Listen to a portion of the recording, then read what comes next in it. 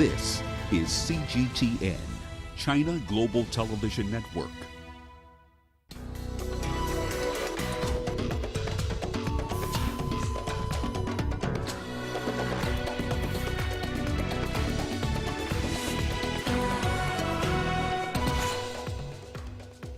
Libya faces yet another security test as militia regroup in the wake of the delayed election.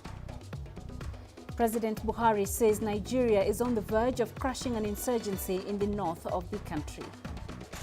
And WikiLeaks founder Julian Assange appeals against US extradition order. Hello and thank you for joining us on Africa Live. I am Peninah Karibe, and joining me in studio with the business headlines is Rama. Thank you very much, Peninah. Here's what's coming up in the course of the hour. In business, we'll be exploring why Kenya's government has scrapped plans to nationalize Kenya Airways. And Tunisia has drafted an economic reform plan as it looks for a new bailout deal from the International Monetary Fund. We'll have the details on those stories and lots more coming your way in the course of the hour. For now, let's start with the latest in current affairs with Peninah. Thank you, Rama. We start the hour in Libya, which has been seeing alarming movement of militia groups in recent days. Many had hoped the December 24th election would finally bring an elected leader who would have the authority to deal with their threats. Now, with the vote postponed, the uncontrolled armed groups remain to be the country's biggest challenge in restoring calm. More with CGTN's Adel Mahroui. The security force in the Libyan capital, Tripoli, is made up of many armed groups that are theoretically under the authority of the Defense and Interior Ministries. However, almost all these groups have their own commander who mobilizes his forces based on political or financial interests. Unfortunately, up until now, there is no one entity or person that controls these armed groups. Neither the cabinet nor the presidency council has taken any steps to unify these forces.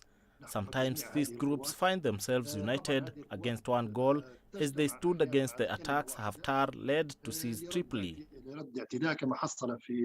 Recently, militants stormed the cabinet and the presidency council's offices after the latter sacked their leader from a military post. Earlier, more groups paralyzed the Libyan capital with their forces when Foreign Minister Najla al-Mangush demanded they get unarmed. Analysts fear that the delay in the presidential election could further empower these local militias, putting Libya's future in jeopardy. Delaying the election is a catastrophe. It is a waste for the rights of the citizens who aspired stability.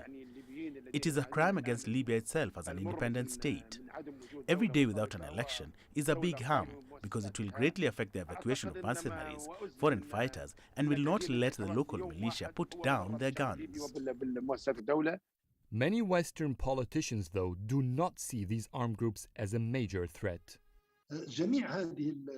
All of these groups announced that they endorse the election process and that they will be part of securing forces for all poll stations. These elections didn't happen because of security issues.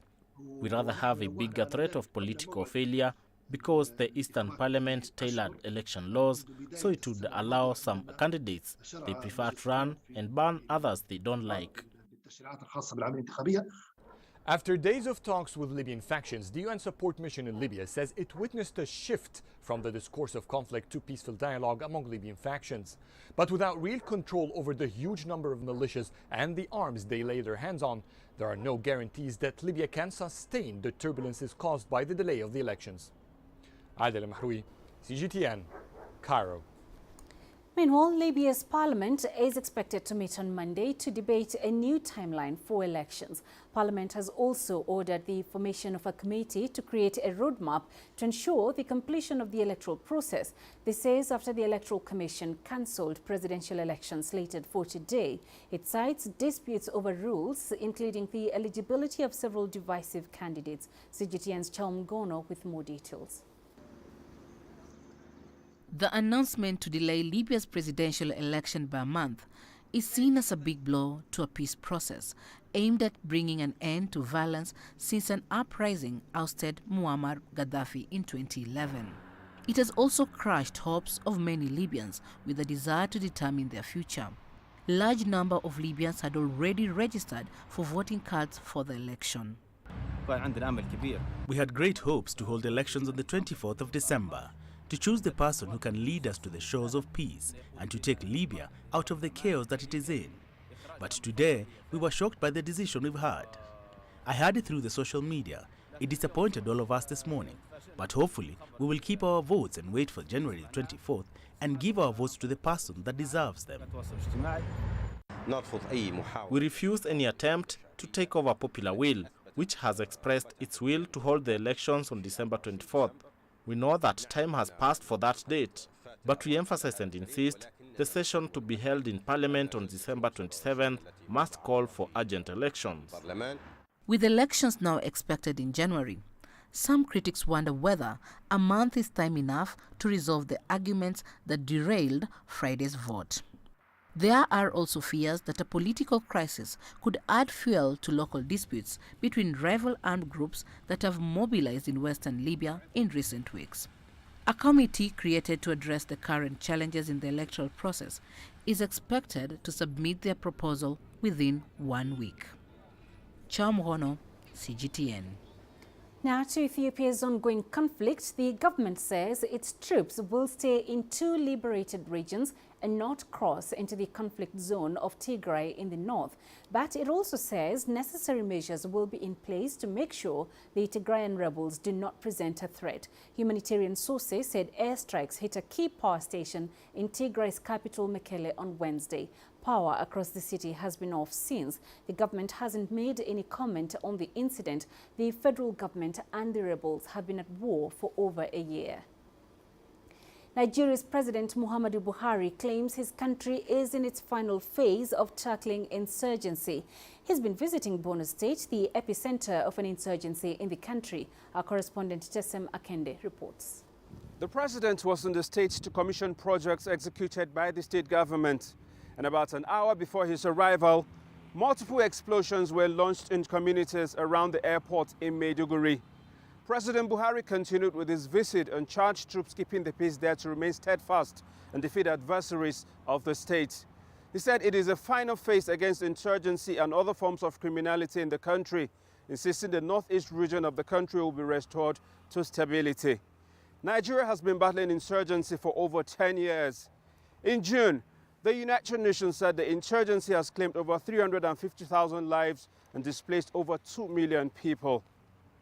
Tessem Akende, CGTN Jos, Nigeria. Now to the latest on the COVID-19 pandemic. The United States has lifted temporary travel bans imposed on 8 African countries. The restrictions were issued last month over fears of the Omicron COVID variant. Foreign nationals who had traveled to South Africa, Botswana, Zimbabwe, Namibia, Lesotho, Eswatini, Mozambique and Malawi had been barred from entering the U.S. The latest decision will be effective starting on the 31st of this month. The White House says that the decision was recommended by the Centers for Disease Control and Prevention. Africa's Centers for Disease Control is warning nations not to generalize data from South Africa that suggests the Omicron variant is less severe than other strains of the coronavirus. A study published by South Africa scientists this week suggested that people diagnosed with the latest strain were 80% less likely to be hospitalized. The data was collected from patients who contracted the Omicron variant in October and November. The director of the Africa CDC, John Nkengasong, says there are different factors at play across nations which can lead to different outcomes. He has also urged Africans who are not vaccinated to do so, saying that the effectiveness of all COVID vaccines has been reduced against Omicron. Meanwhile, British government data also shows the risk of hospitalization is lower from the Omicron variant compared with Delta, but they also show Omicron could still lead to large numbers of cases needing hospital treatment given its higher transmissibility. Early data by the Health Security Agency show a person with Omicron was between 50% and 70% less likely to be admitted to hospital compared with someone with Delta. The agency called the finding an encouraging early signal, but stressed more research is required for confirmation. The British Prime Minister has urged the public to get jabbed in his Christmas Eve message. South African health authorities have approved both the Johnson & Johnson and Pfizer vaccines for booster shots. This comes as the country deals with a 4th wave of COVID-19 infections driven by the Omicron variant. Angela Kupler has the story. The role of approved COVID vaccines and boosters is simply to stimulate the human body and its immune system. It's part of a range of actions taken. One potential strategy is to keep protection high, and that means that we need to boost the primary vaccine schedule. And effectively what that means is just topping up immunity, if you like, filling the tank, and therefore protecting once again in a stronger way against the COVID-19 infection. So we do know that if you get the timing right, and we believe we've got the timing right, having studied this now quite extensively, you will get very good immune response generated in most people. It's imperative that as many people as possible get vaccinated and get the booster shot, and that healthcare workers and especially hospital workers are properly protected. More vaccination is good. And, you know, it does mean for healthcare workers that we have them on the front line doing what they need to be doing for far more days of the year. There's no question that vaccination is definitely keeping people out of severe illness and out of hospital. And that's what we wanted to do. So even if you get exposed and you get mild illness and feel a bit lousy for a day or two, well, that's okay. It's not going to kill you. And that's what we want. South Africa's vaccine rate is still low, at a little over 40%. Vaccine hesitancy remains an issue. This has been well described to fall into three main categories. People feel complacent. In other words, I am not at risk for COVID-19 and therefore I don't need to do this. Or they lack confidence. I'm not sure this is for me. You know, are there side effects I'm not prepared to risk? And then thirdly, you know, I just can't be bothered. I've got life to live. I've got other things to do. I don't want to, you know, I feel too well to think about going to a vaccine center and getting myself vaccinated. There's no question that vaccines and boosters do work. It brings down those people who are going into hospitals significantly. It's now a question of getting more people into those vaccine centers. I'm Angelo Coppola for CGTN in Johannesburg, South Africa. Kenya's decision to demand proof of vaccination to access public places and transport has been met with mixed reactions as citizens travel home for Christmas. The announcement late Wednesday caught many by surprise, but comes amid a surge in COVID-19 cases in the country. The Health Ministry has said that proof of COVID-19 vaccination would be required by the 21st of December to access public spaces, but a court in mid-December temporarily halted the rule amid uncertainty over who would police the edict or what to do about citizens unable to access vaccines. Around 3.7 million people are fully vaccinated. I don't support it because I think it is supposed to be one's own initiative, one's own decision to go get vaccinated, because that seems like people are being forced to be vaccinated because you can't live without accessing government facilities, government services, public facilities. You can't live without that. So it's like people are being forced in an indirect manner. I took the directive in a good way because the disease has really spread and now we are in the Christmas season. It's good for people to take care of themselves. Safety starts with an individual. It's not a must for the government to put a directive. It is not the first time that we have been here, but remembering that we had a sanction by Ministry of Health and the national government that after the 21st, you will not be able to access essential and government and public services. That is why we have brought the vaccines so that the community can access them with ease. You're watching Africa Live. Let's take a short break. Coming up, at least 39 killed and dozens injured as a fire sweeps through a ferry in Bangladesh. And WikiLeaks founder Julian Assange appeals against U.S. extradition order.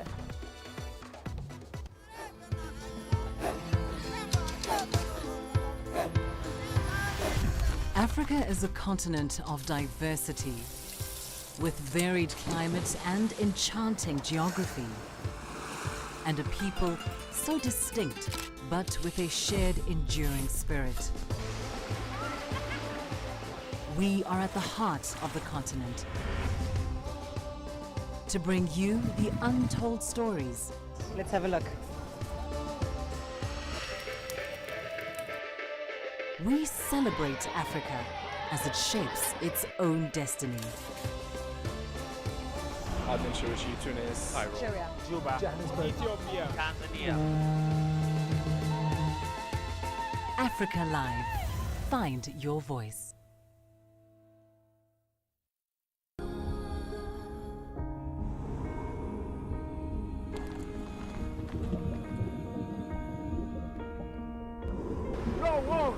No one again began holding guns. Machine guns from police forces toward the protesters.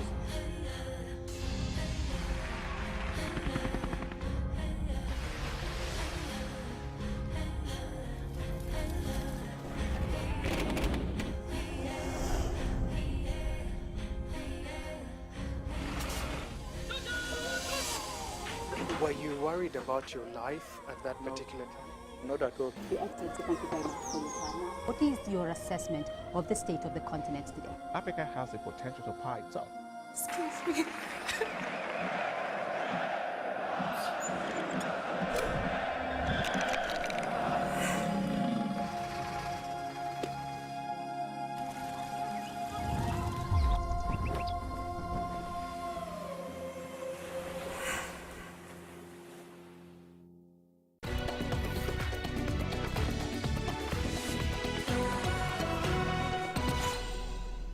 WikiLeaks founder Julian Assange has filed an appeal in Britain's Supreme Court after a lower court cleared way for his extradition to the US.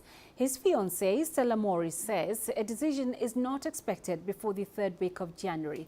The Supreme Court is the UK's final court of appeal. Australia, Assange's home country, says it was not a party to the case. Assange is accused of conspiring to hack into US military databases to acquire sensitive, confidential information that was later published on the WikiLeaks website. China has slammed the new US law on the so-called forced labor in Xinjiang and rejected allegations of genocide in the region as vicious lies. The so-called allegations of forced labor and genocide in Xinjiang are nothing but vicious lies concocted by anti-China forces. Xinjiang's economic development and social stability is recognized by the whole world. The fact that residents of all ethnic groups there enjoy happy and fulfilling lives is witnessed by all. The U.S. keeps using Xinjiang-related issues to create rumors and make trouble. Essentially, it is engaging in political manipulation and economic coercion, and seeking to undermine Xinjiang's prosperity and stability and contain China's development under the pretext of human rights. At least 39 people have been killed and dozens injured after a massive fire engulfed an overcrowded ferry boat in Bangladesh. The death toll is expected to rise, with many of the injured suffering severe burns. Soen Chen has the details. This three-decked ferry was packed with passengers when it caught fire early on Friday in southern Bangladesh. It's unclear how many people were on board. Reports vary from 500 to nearly 1,000. Dozens are confirmed dead. Some victims drowned after jumping into the river to escape the flames. When the fire broke out, I gave my baby to a man. He was trying to save the baby, but now we can't find them. The windows on the ferry had curtains. The curtains trapped the smoke, which killed many people. Officials say the death toll may rise. Some passengers are still missing, and many survivors have been severely burned. Initial reports suggest the blaze may have started in the engine room and either been ignored or gone undetected. The engine had been running for about an hour while it was on fire. Later, the fire probably spread from the engine to the oil tank. There was a loud bang at this spot where we are standing right now. The government has set up 2 committees to investigate and ordered them to report their findings in 3 days. Ferries are a common means of transport in Bangladesh, and this is just the latest in a string of similar accidents. Experts blame poor maintenance, lax safety standards, and overcrowding. Chen, CGTN. Kenya's President Uhuru Kenyatta has expressed satisfaction with the progress of the 27.1-kilometer Nairobi Expressway. During the inspection visit, President Kenyatta laid the final box girder bridge a year after the first one was laid.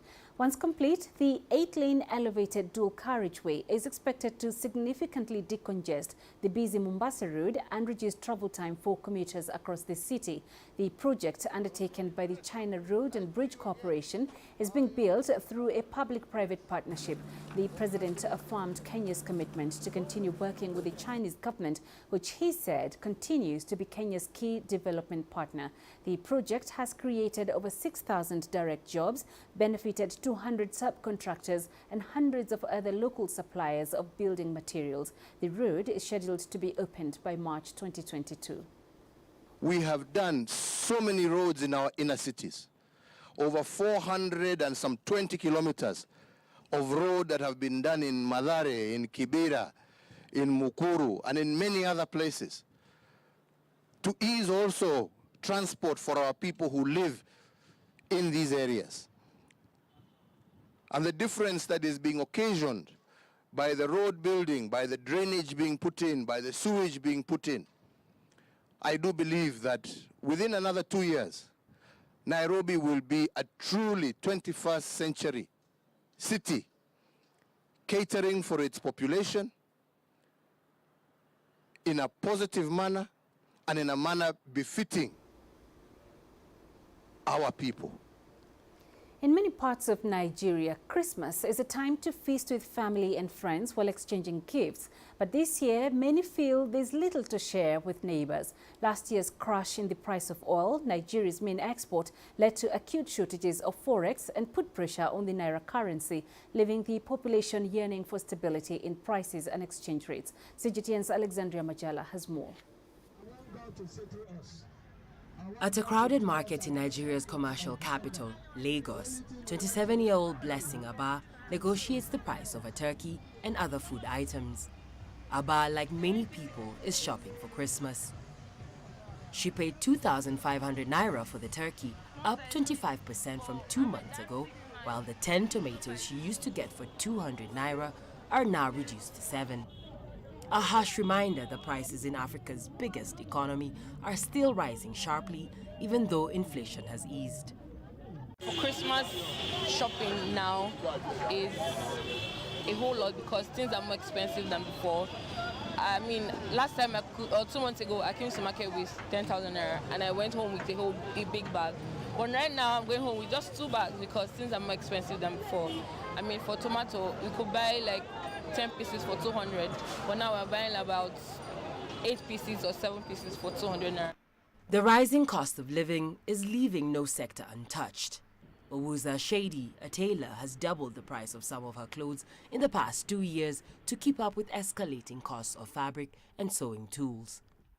So 2 years ago, the price of making this outfit would usually go for 25,000, 20,000 naira, but now, just 2 years after, it would go for 35 to 40,000 naira for the exact same style. And this is because the cost of fabric, sewing materials in general, are now way more expensive than what they used to be. Nigeria exited recession last year, but growth is fragile, and the International Monetary Fund says recovery will be subdued as the West African country grapples with double-digit inflation, dollar shortages, and the COVID-19 pandemic. Last year's crash in the price of oil, which accounts for more than 90% of its foreign exchange, led to acute shortages of forex and put pressure on the naira currency. I would hope that the economy of our country is more stable. Stability is what I hope for, because right now everything is up and down. Prices are going up, coming down, fluctuating. The value of our naira is not growing or falling at any pace at all. So if things are stable, it's easy for us to see where we're going. Right now, nobody knows what's happening. Dollar shortages mean traders are forced to buy forex in the black market at a higher price to pay for the goods they sell, passing on the cost to consumers. Alexandria Majala for CGTN. To South Africa now, where Soweto's Canoe and Recreational Club is helping local communities to preserve local dams. The club was formed to involve more black paddlers in the canoe sport and has produced some of the most exciting up-and-coming paddlers in the country. They are now using their skills to solve water-related issues, including shortages. CGTN's Zulisa Njamela has more.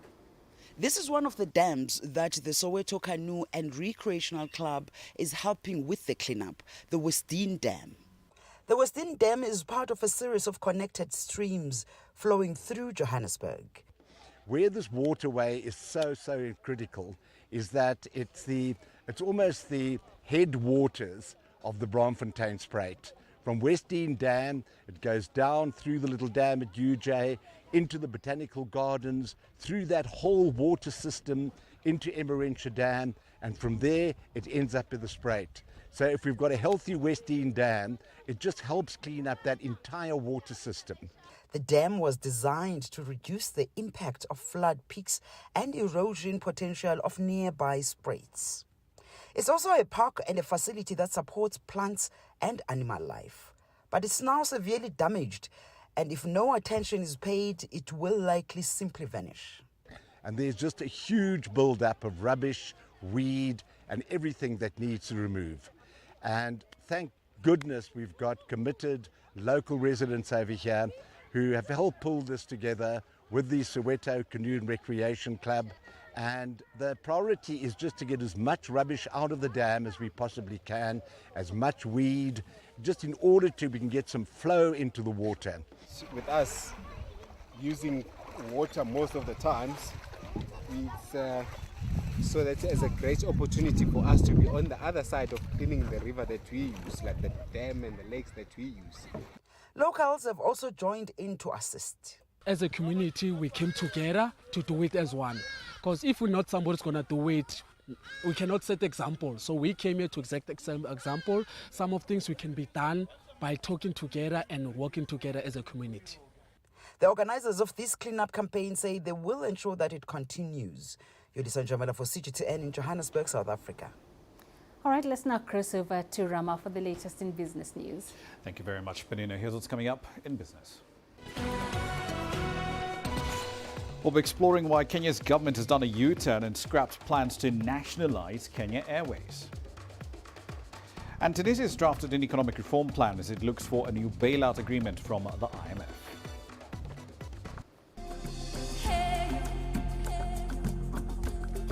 Accra is my kind of city. That's because when I'm here, I feel like I'm back home in Lagos or Abidjan, which are two of the major cities I grew up in.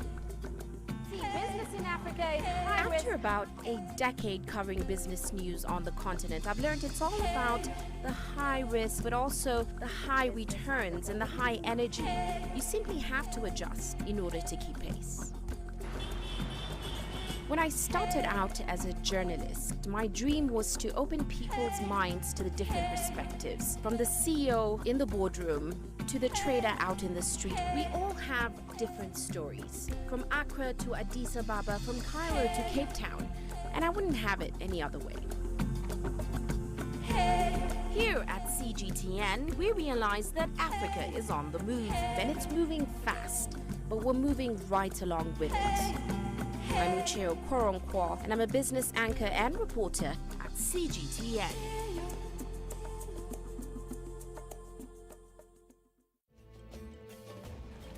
There's more to this place than just glorious landscapes. There's more to it than just, say, Table Mountain or glorious, endless salt flats. There's more to it than countries that are home to some of the deepest mines in the world. There is so much more to this place, even if it is home to some of the finest diamonds on the planet. It is the sheer diversity of the people who call Southern Africa home and the relentless drive to make it a better place that make it so special. And we know that because this too is home.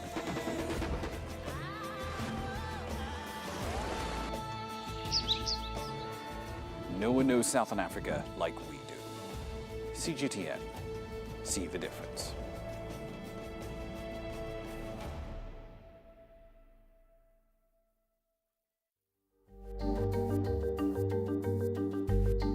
Africa Live. Find your voice.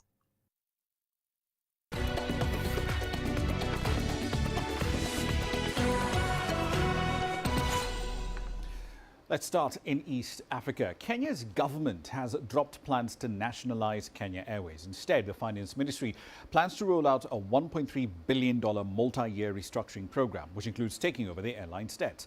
Now, the change of plan is contained in the latest Article 4 review on Kenya from the International Monetary Fund.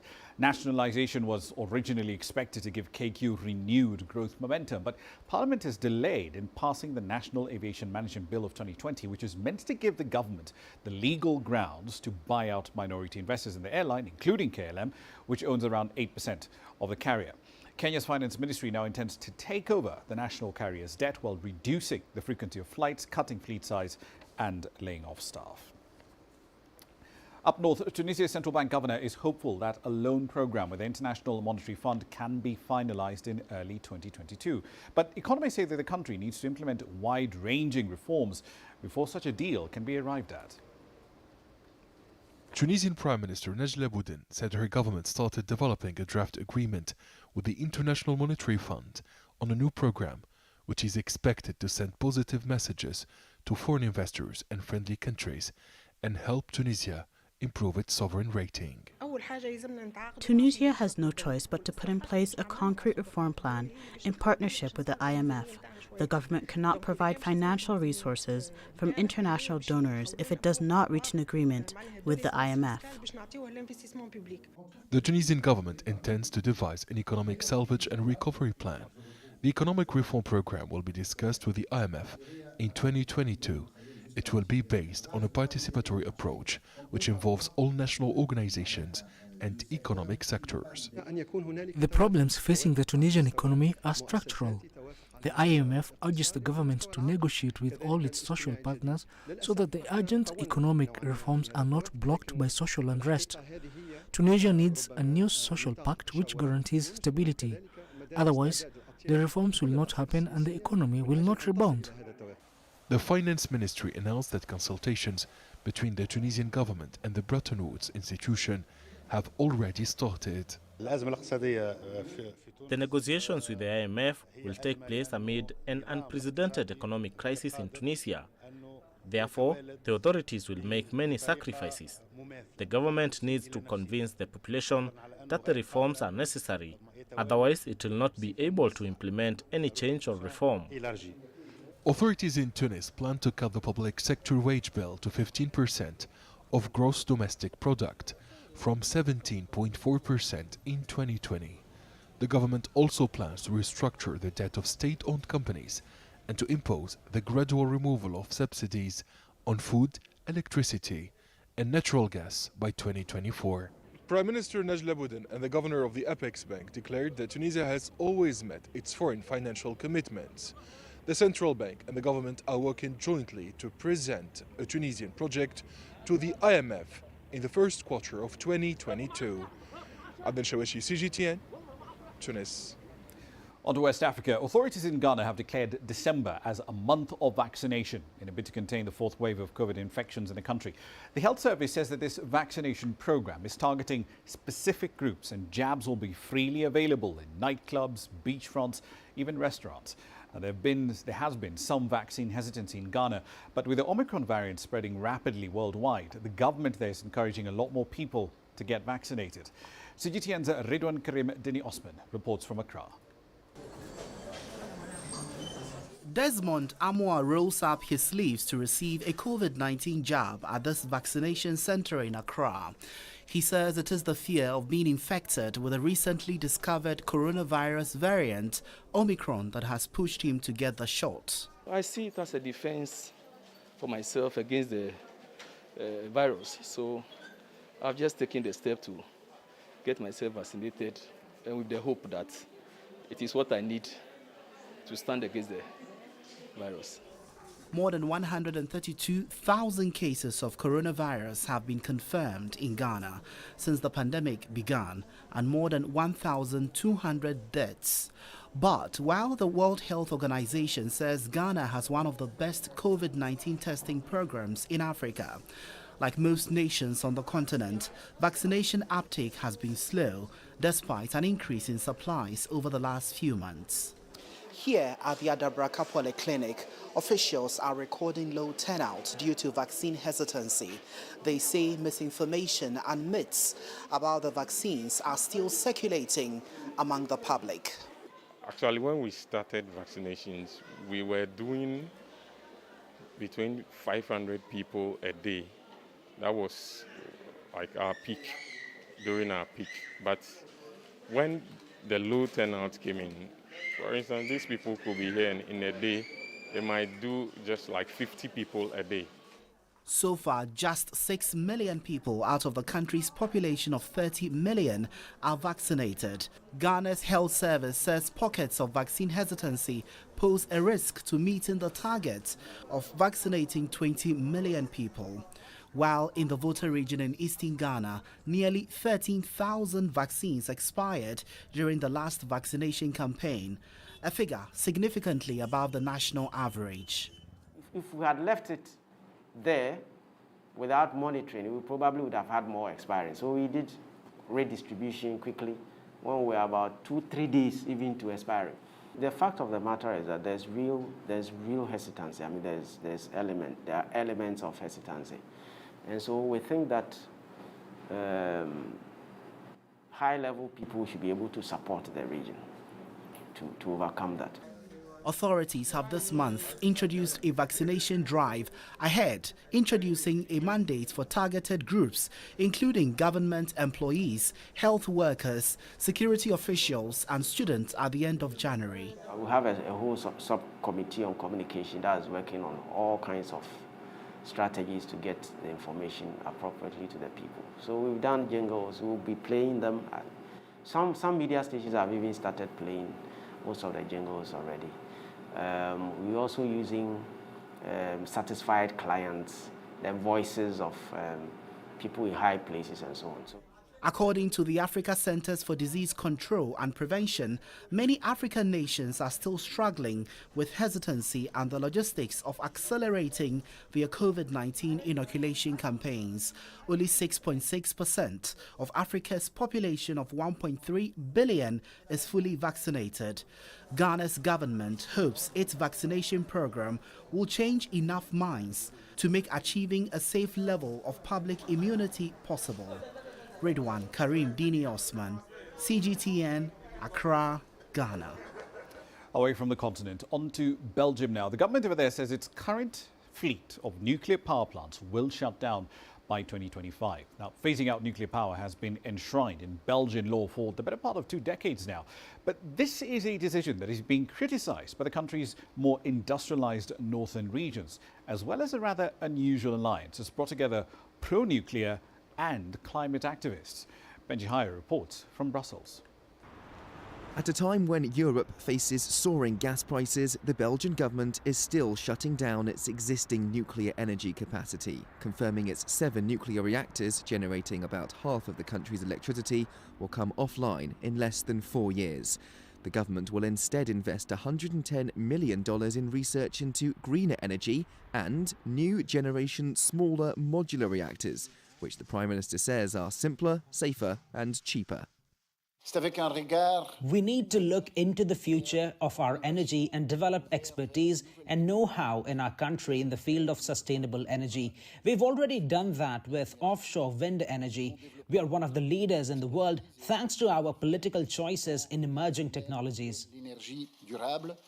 But Belgium still needs to establish how to make up for a possible energy shortfall when 2 of its main plants close. Experts fear renewables might not be enough to plug the gap. I believe that the government's decision to phase out nuclear energy will lead to a bigger dependency of the country from non-EU providers. And it will lead to higher energy bills for the people. There are concerns that could play into the hands of Russia, which supplies 35% of Europe's natural gas supplies, a figure that could increase further once Nord Stream 2 is up and running. The $11 billion, 1,200-kilometre-long pipeline from Russia to Germany has already been constructed, although it's still awaiting certification from German regulators.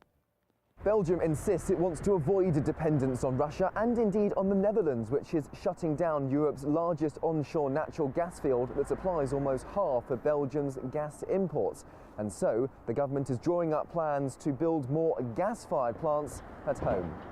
Yet this goes against many of the pledges made at the COP26 climate summit in Glasgow last month, where an agreement signed by EU states encouraged more urgent cuts of greenhouse gas emissions to achieve a carbon-neutral future. Belgium finds itself caught between achieving its environmental ambitions and ensuring its citizens have energy to fuel their homes.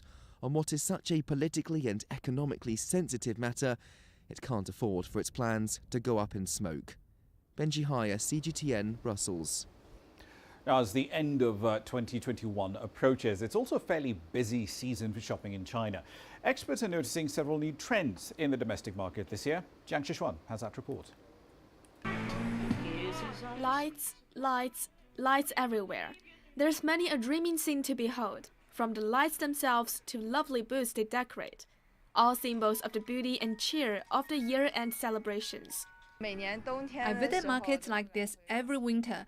They have a romantic atmosphere which my friends and I enjoy very much. And the markets have become warmer and more comfortable than they used to be. The food now is more delicious and more delicate. When I was studying abroad, I visited winter markets like this every year. And now Shanghai too has winter markets with a nice atmosphere. There are lots of Shanghai shops with Shanghai brands. For many Chinese young people, warming themselves beside a fire while having happy snacks has become a ritual in a chilly winter season.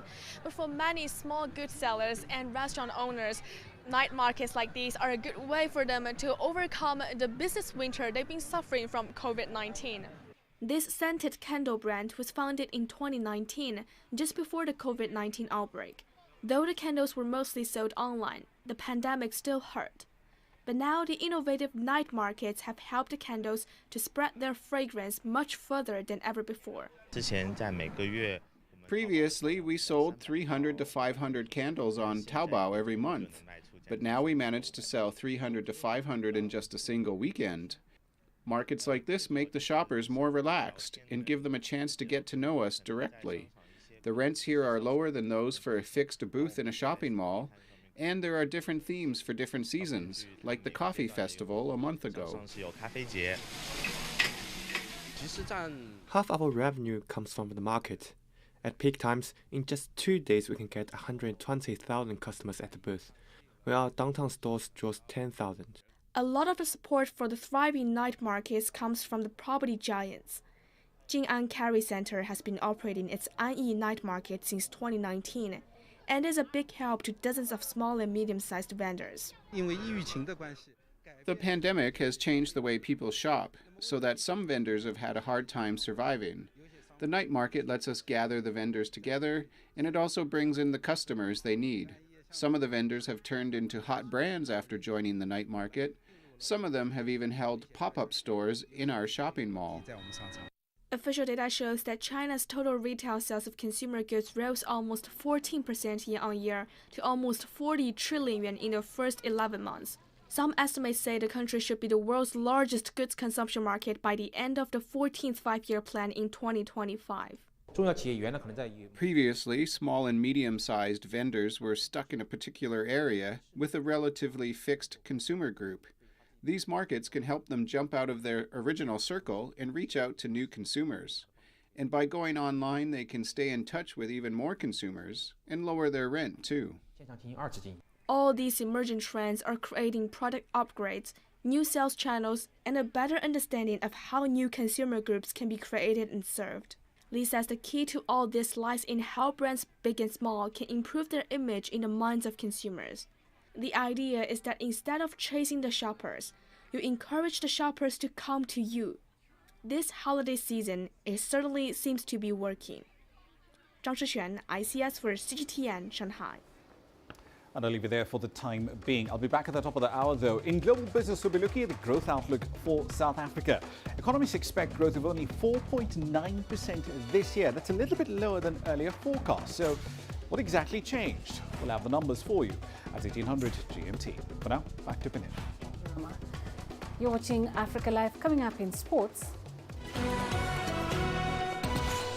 South African figure skating champion Matthew Samuels all set for glory at the Beijing Winter Olympics.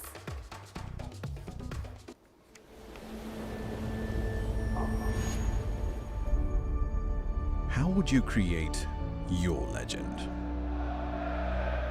On the fields,